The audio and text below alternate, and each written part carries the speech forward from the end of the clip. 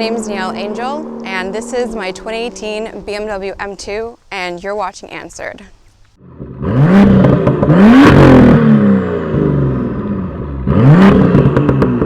So I got this BMW because I'm a huge BMW person. When I was in high school, my dad got a 1986 E30, and I absolutely fell in love with it. Since then, I was just always into BMWs. Before this car, I had a Mini Cooper, and before that, I actually had a 228i M Sport, which I tuned, had a muffler delete, and I absolutely loved it, but it just wasn't enough for me. And I sat down a few months ago and I did the math, and I realized that I could actually get my dream car, and I did. I absolutely love it, and I am so grateful that I get to own this car.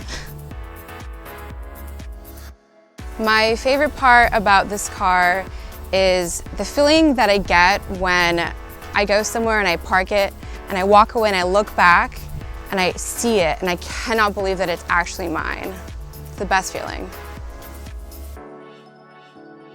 I'd have to say that the least favorite feature about this car is that it actually doesn't like to be in first gear and go to really slow pace. It starts getting a little agitated, like it just wants to go really fast.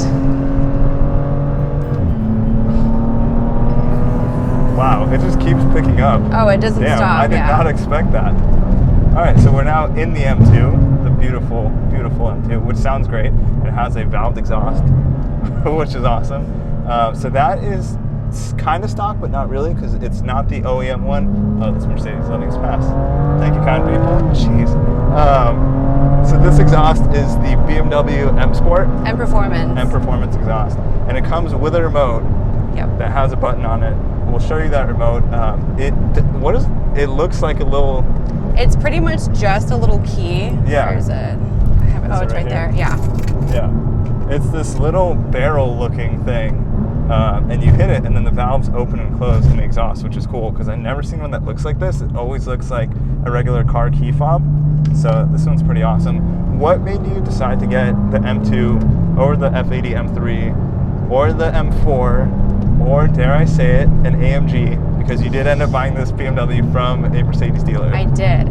So pretty much, I have always been a die-hard BMW person, so the AMG was just out of the question. No offense to anybody who's into AMGs. They're really cool. Yeah, and they have turn signals. Okay, so I'm the only BMW person that actually uses. I noticed that. It was really weird. It threw me off. Yeah, sorry. I'm special like that. Yeah. So I narrowed it down between having the F80 and the M2. Right. And pretty much it was just a couple things. So I had always had two-door cars, and I thought maybe I should just go with four-door, maybe it's just easier, more practical. Plus it has more horsepower. But I like small cars. I've had two Mini Coopers in my life, and the M2 just sold it for me. It just sold it, especially after test driving it and hearing the exhaust. I was sold. What about for other people that have to deal with being in your life? Can you fit 4 people back here? Because the M3... Very comfortably. The M3, you can do it. Here, you actually have seats, like room like in the back. Real full seats. How's it compared to the Mini Cooper S? Because we both actually had the same F56S Mini Cooper. Those had like a cutout in the back of the seat, so people in the back had space. Do you think this is similar? Because these seats, they do have a bit of a cutout. Yeah, okay. They have a cutout, and it hugs you, so if you're a passenger in the back and we're going through the canyons or anything like that, it's going to hug you. You're not going to be sliding around everywhere. Yeah. But it's very roomy. I've had a couple people back there over 6 feet, and they had plenty of leg room, plenty of headroom. Wow, that's awesome. And the trunk space is huge. So for me, I'm pretty sold on it because I could fit my camera bag, tripod, everything I needed for the shoot, totally fine. And then there's still enough space for like 3 times that amount of gear, which is awesome. Okay, as a daily-ish car, you live in Southern California, you got the DCT. How is it on fuel efficiency and driving around slower speeds and traffic? Because honestly, on 405 and 101, there's gonna be traffic.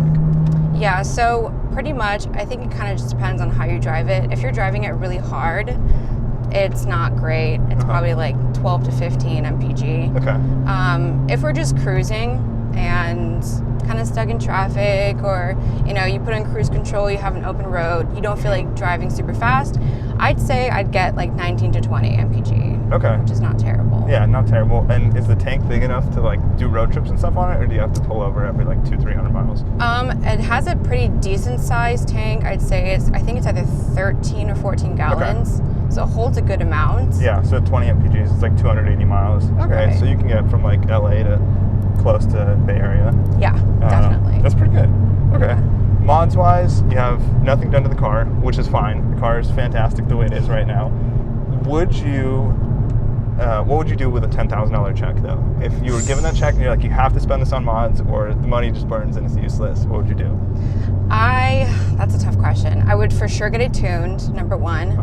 I would probably I would either get different wheels like HREs, which I know are expensive, or I would just powder coat them black. Yeah. Maybe put them on coils. I don't know if I'm running on my budget already. And just keep it really simple. I wouldn't want to do anything crazy with it. Yeah.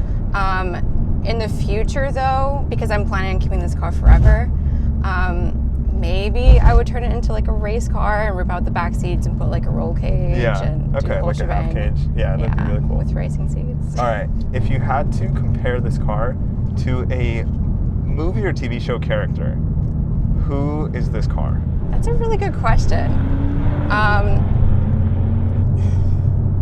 That's tough. Okay, this is my issue. Most people always say that their car is a girl. Okay.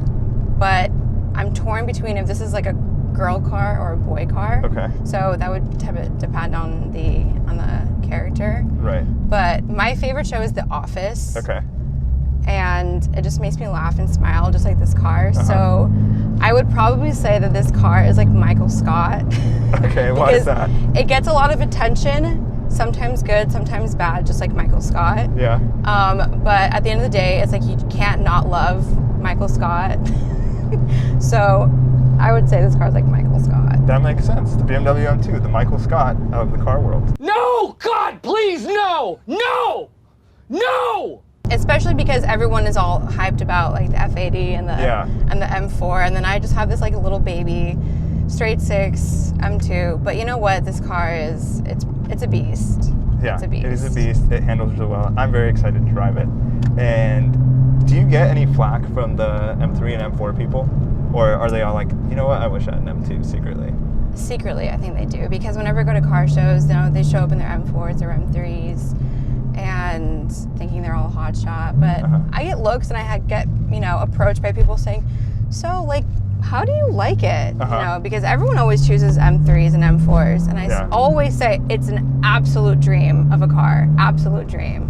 I think everybody who is into BMWs or not should always give it a test drive. Yeah. And they'll see what I'm talking about. Yeah, I think they'll be sold. Even from the passenger seat, this is pretty fun. Cool. Well, thank you very much for your time. Thank you for coming. If you guys want to follow along with more of the M2, and you also have a Jeep, right? I do. I have a Jeep Willys. So all of that is on Niel's Instagram, and that is down below. And we'll see you in the next video. Peace.